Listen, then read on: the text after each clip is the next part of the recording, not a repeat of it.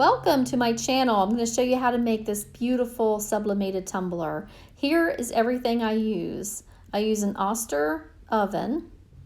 I use a little thermometer that I put in the oven so I can keep track of the temperature. You'll need a cutting utensil to cut your sublimated paper with.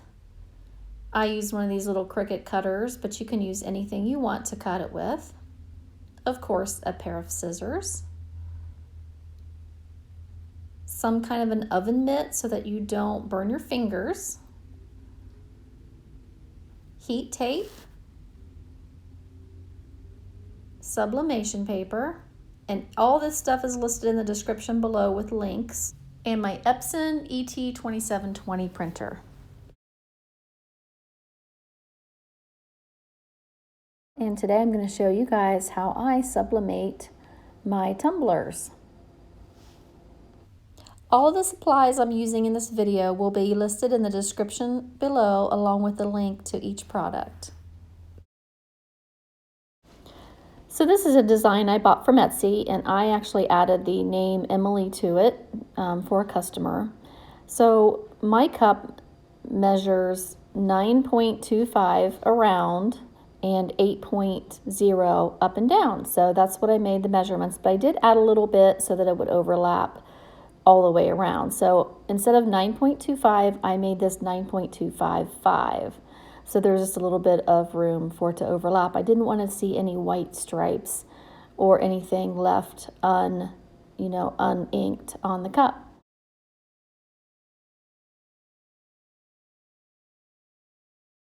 So I'll go ahead and print this image out. I use the ET2720 printer.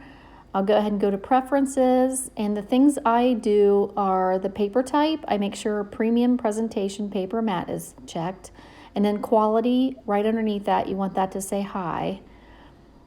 Make sure it's in color underneath there, and then I go up to more options, and then I will go to mirror image, especially if there's writing on it, on this setting. I don't really go to anything else. Color correction, I did go and do custom, and then I checked the ICM button under color corrections, and that's all I did. So that is it. So if I go back to main, I am ready to print. So I just print this off. So while that's printing, I'll show you what I use. I use the Epson ET2720. I believe I purchased this from Amazon. And then I also use the sublimation paper shown there. I will have links in my description for where you guys can get everything from Amazon. This is the little oven I use. It's a little Oster oven with one little rack in there. It's really easy and simple to use. I do have a little thermometer that I keep inside because the oven temperatures can fluctuate so much. So that way I can keep an eye on what the actual temperature is in the oven as I'm sublimating. So my image printed out, and of course it printed out mirrored, which is what we want. I have one of these little Cricut cutting doodads. There was supposed to be like a cutter that came with it, but I just use an X-Acto knife. This just helps me keep a straight line, and you want that, especially when you're wrapping this around your cup. So I realized I was doing the top and the bottom of the design, cutting it, and normally I don't do the bottom, but I do the top, and I'll show you why. But doing the bottom now, and then definitely cut the sides as close to that ink as you can possibly get it, because you don't want to cut off more than you need to, because you don't want to end up with any white space on your cup after you sublimate. So just get this as close as you can.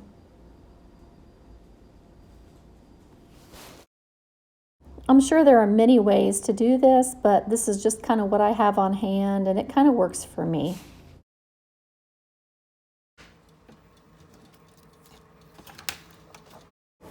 So now I'm doing the side. So when I wrap this around the tumbler, this side's going to meet up with the other side. So I'm paying a lot of attention here to make sure that I'm cutting that right on that ink line, so I'm not leaving any white paper space. You are going to overlap this, so you don't want any white interfering with that. So this particular design I've cut all the way around, and I noticed there was just a tiny bit of white paper showing, and I don't like to go into this with any white on the edges unless I've left the top or the bottom uncut. So this one's ready to go. I'm also doing another design at the same exact time. It's a barrel, a whiskey barrel design, so I thought I would go ahead and throw that in here as well. So that's the top and the bottom. I will go ahead and cut the sides, and then I will cut the top. I always leave the bottom alone because I like taking the scissors and cutting that off after I get this taped completely around the tumbler, and you'll see that in just a minute.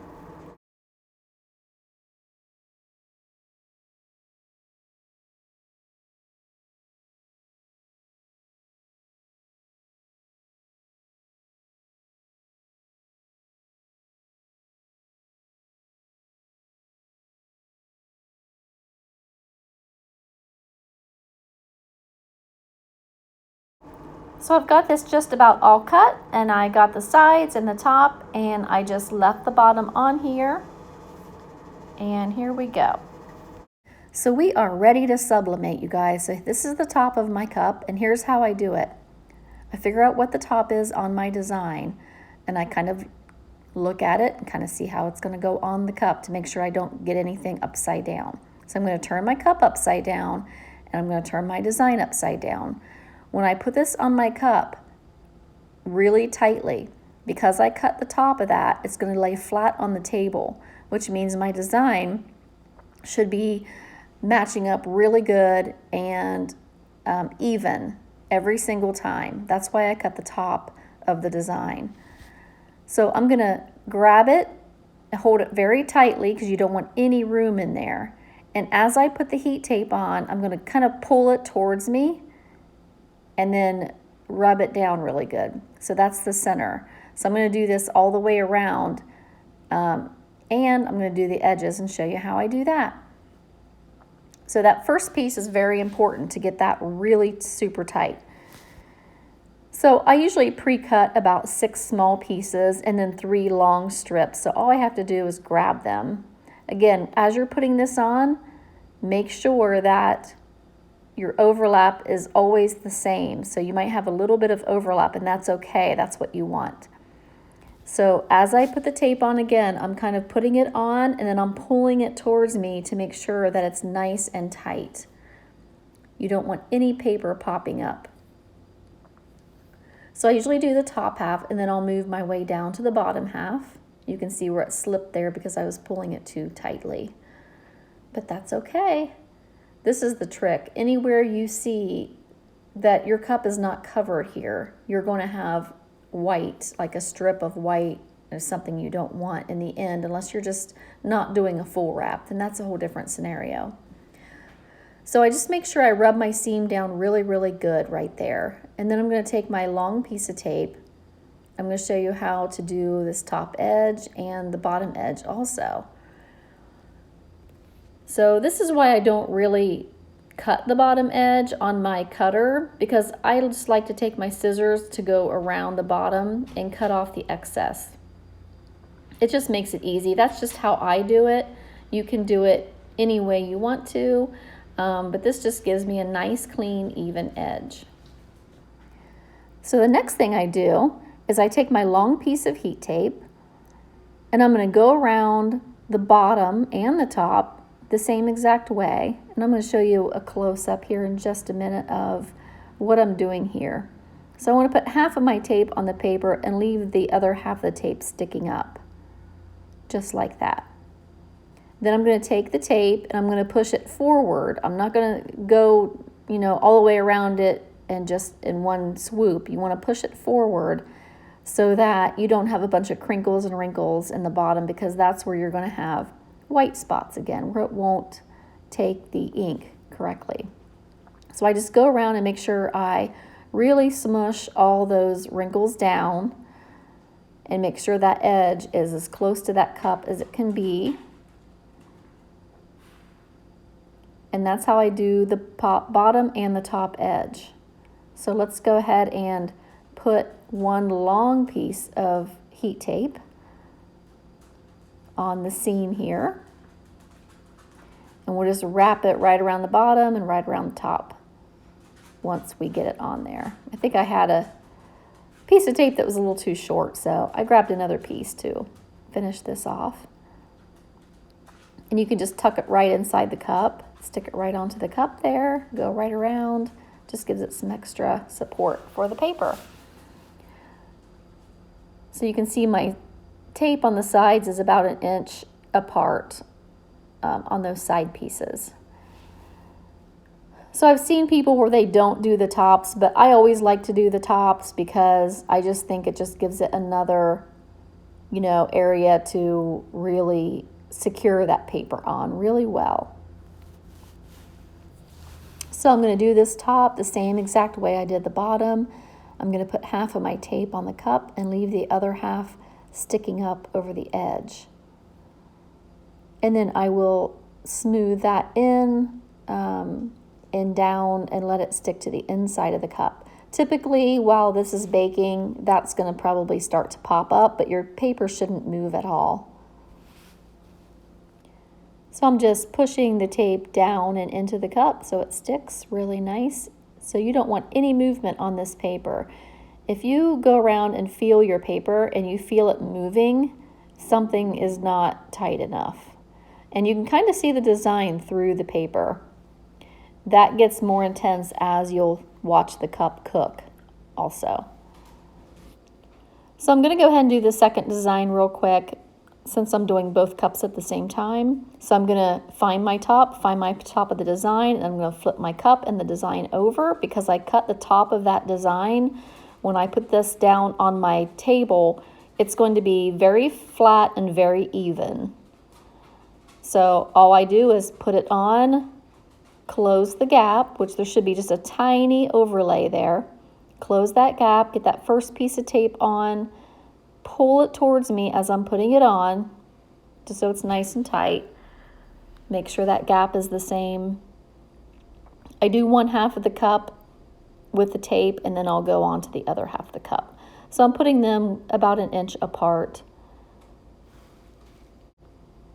So if you're right-handed, use that for your tape, but the left hand should be kind of holding that cup so that it stays tight just until you get the first couple of pieces of tape on. And then I move to the bottom half of the cup, doing the same exact process. I will speed it up just a little bit here.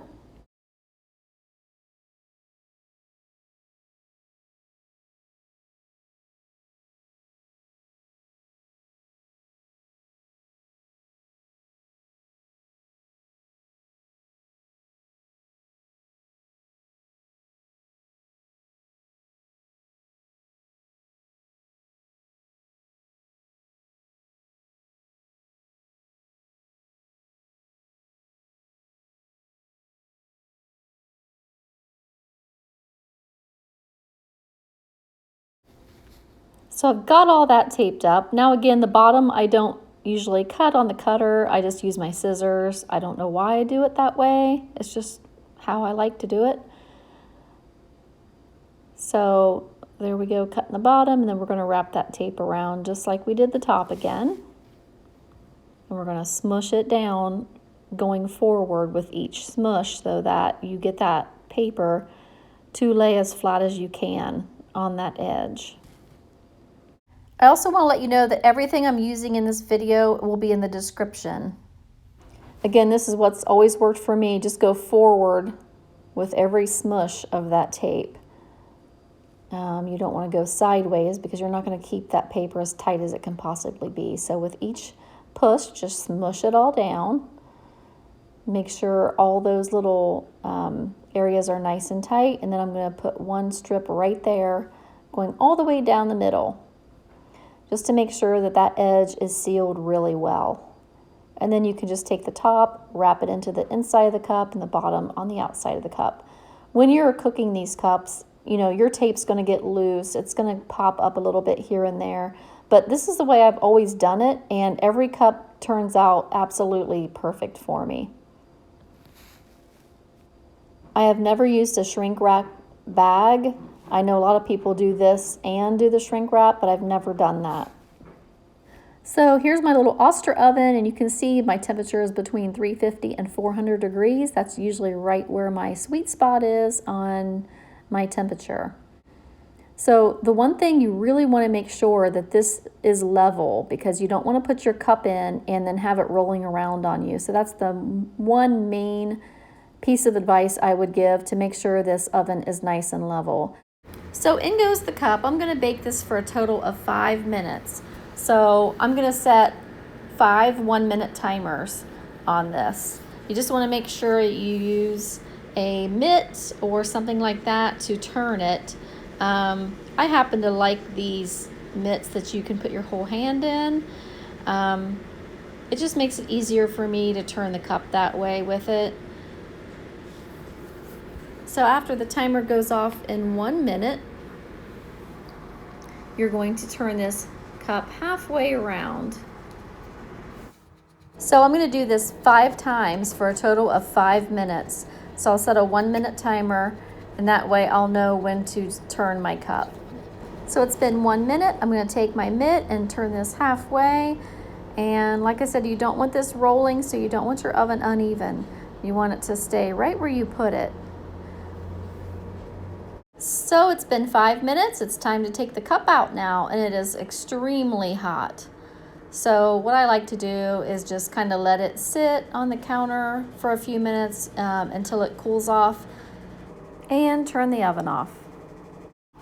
So this one has cooled down enough for me to take off the tape and the paper, and it's actually cooled to room temperature. It's a little bit easier to take the tape off when it's kind of warm. But I waited a while, so no biggie. I'm going to go ahead and just unpeel all this tape. The anticipation kills me every time I have to do this and wait to look under that paper. It's like a kid at Christmas time. I just can't hardly stand to get that tape off there. So at this point, looking through the paper, you can see your design is a lot brighter than when it was when you put it in the oven. So here we go. Are you guys ready? Da, da, da. There it is. Nice and bright. There's the seam. We don't want any white strips showing in that seam. And there's the bottom. Looking good. You can take that silver sticker off if they come on yours or not. I just don't even mess around with them. So there's the name. Everything is very bright. And I love that there's no, that the ink got everywhere because of that tiny overlap there we did on the seam. I'm not sure what's showing up on the left side of my camera, but sorry about that. But I love the cup, how it turned out. And that's the reason why we do the tops and bottoms like we do with that tape. So they really saturate that ink on the cup.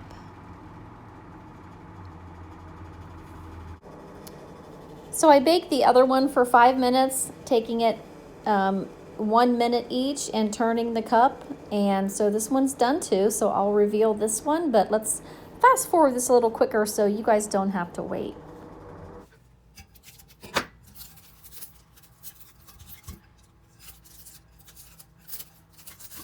There.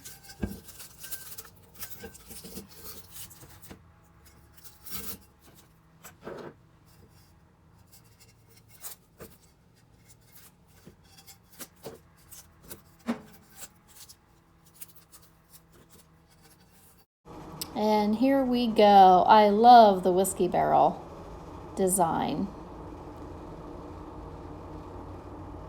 Okay, here we go. Yay, it turned out so great. And we'll check where the seam is. That's usually where I check first to see how that looks. And honestly, I don't really see the seam too much at all. So winner, winner, chicken dinner. It might be a little light right there, but that's okay. It's an old barrel. It's supposed to be kind of beat up and stuff. So there is the Tennessee Whiskey Jack Daniel's barrel tumbler. I love the way these turn out. It's literally printing your design, putting it on the tumbler, taping it up, and baking it. It's so quick and very simple. Just make sure you always have the sublimation tumblers and the sublimation ink. So here they are once again. I know there are other ways this can be done, but this is just the way I do it. So I hope you guys can take something from this and apply it to what you're doing. Please like and subscribe to my channel, and thanks for watching.